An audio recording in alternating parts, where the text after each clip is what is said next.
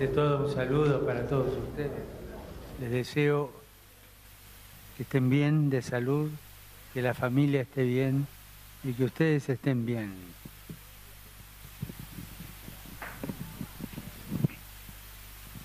مرحبا للجميع، وأنا أتمنى لكلكم كل خير وصحة.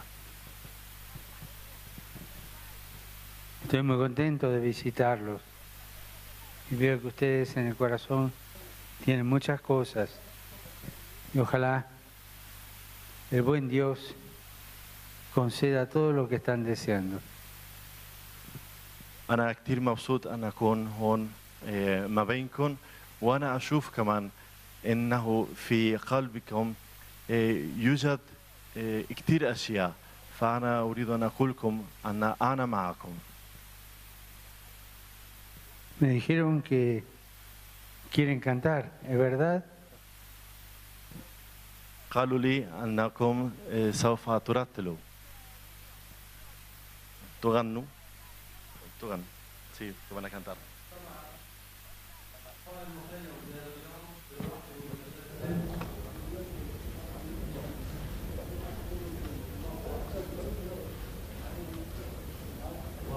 الآن في انتظار رتب برنامج الاستقبال في مخيم الهيشة في جمعية الفنون الخيرية، ونحن سوف نبدأ الآن بكلمة من أحد أطفال المخيم.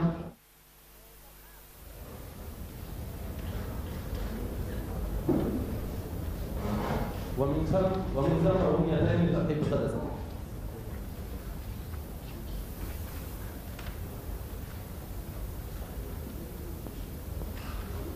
قداسة البابا فرانسيس الأول، ضيف فلسطين الكبير، الضيوف الكرام،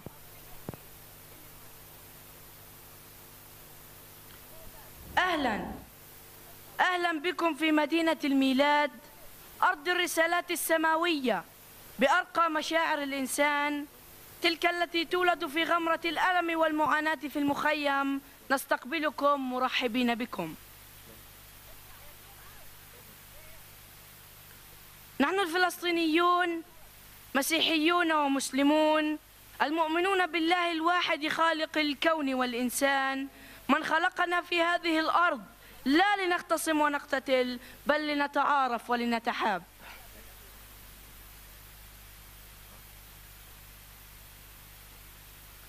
رغم الألم والمعاناة والحصار والقمع الذي يسببه الاحتلال للأرض الفلسطينية وآلام أبناء شعبنا الذي شرد من أرضه وحرم من أبسط الحقوق في العيش بحرية وكرامة وسلام.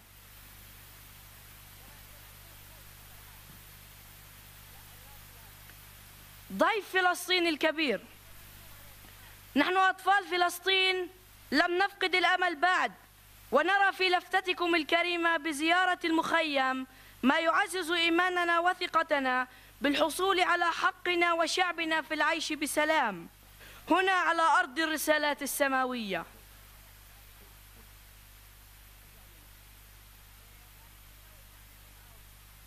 حيث يصادف هذه الأيام ذكرى مرور 66 عاما على ما حل بنا من نكبة لا زالت متواصلة تمثلت في أبشع حرب تطهير إرقي عرفها التاريخ.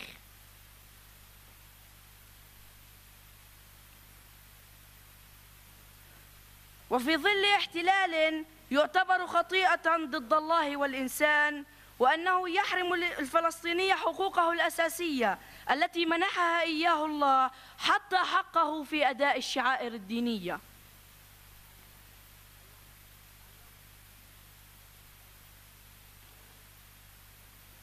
مثمنين دعمكم لنا لما تمثلوه من قيم روحية وإنسانية كي نعيش كما كل شعوب الأرض بحرية وسلام في دولتنا المستقلة، ورفع الظلم التاريخي الذي لحق بشعبنا ولا زال.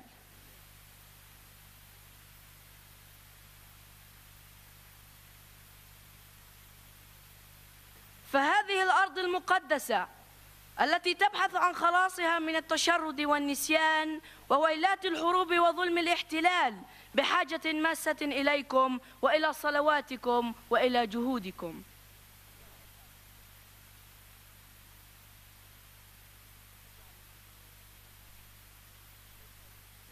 نحن الأطفال منا من استشهد آباؤهم، ومنا من أسروا ويعذبون، ومنا من جرحوا ويعانون.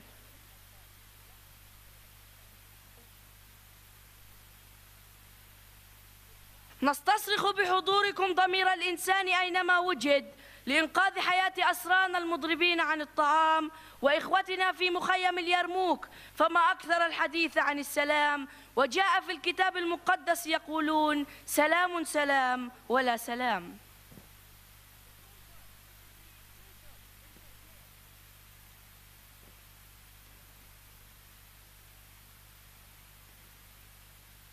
ولنصلي جميعا للسلام العادل والدائم والشامل، مرددين معا قول السيد المسيح: طوبى لصناع السلام فإنهم أبناء الله يدعون.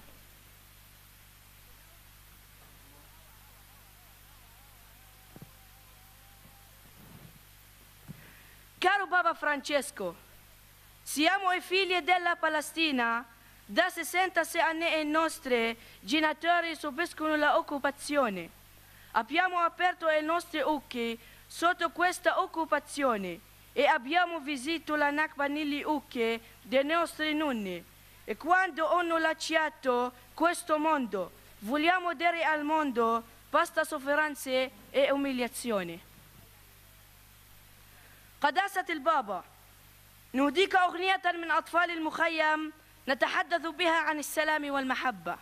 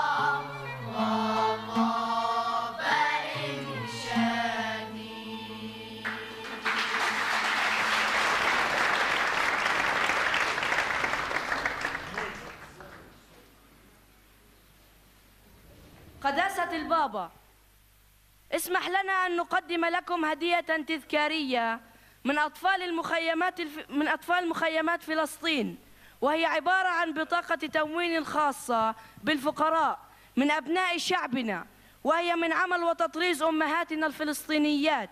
وقد أصدرنا هذه البطاقة باسم السيد المسيح فهو اللاجئ الأول.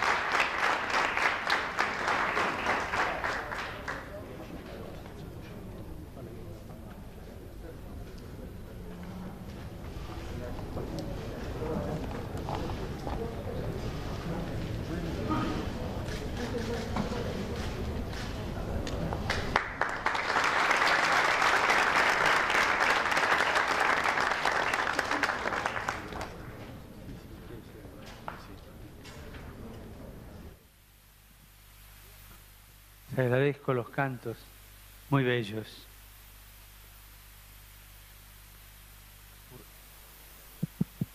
أشكركم للترتيل، كان كتير حلو. Canta muy bien. Y agradezco tus palabras que dijiste en nombre de todos. وأنا أشكر كلماتك Agradezco el regalo. وكمان الهدية، Es muy significativo. كتير مهم بالنسبة لي. Leí lo que tenían escrito allí, en los Ah. carteles. قرأت ما كتبتم، Entendí los que estaban en inglés ففهمت ما كتبتكم بالإنجليزي، y el padre me tradujo los que estaban en árabe. وأنا ترجمت بعض الأشياء الذي كانوا بالعربي. Comprendo lo que ustedes me están diciendo, el mensaje que me están dando. أنا بفهم جيدة بالرسالة.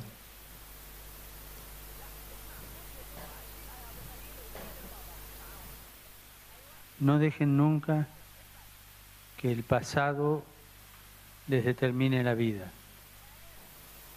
لا تتركون الماضي أن يمنعوا المستقبل.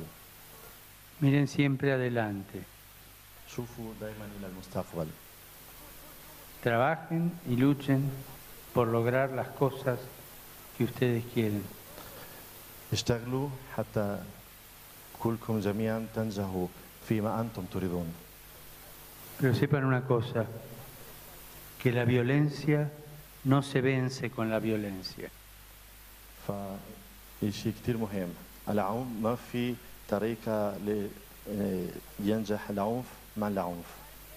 La violencia se vence con la paz. تقدروا أن تنجحوا العنف مع السلام فقط. Con la paz, con el trabajo, con la dignidad de llevar la patria adelante. مع السلام، مع الشغل ومع النية لتستمر في حياة كويسة. Muchas gracias por haberme recibido. شكرا كثير للاستقبال. Y pido a Dios que los bendiga. فأطلب الله أن يبارككم. Y a ustedes les pido que recen por mí. فأنا أطلب للجميع أن تصلون من أجلي. Muchas gracias. شكرا كثير.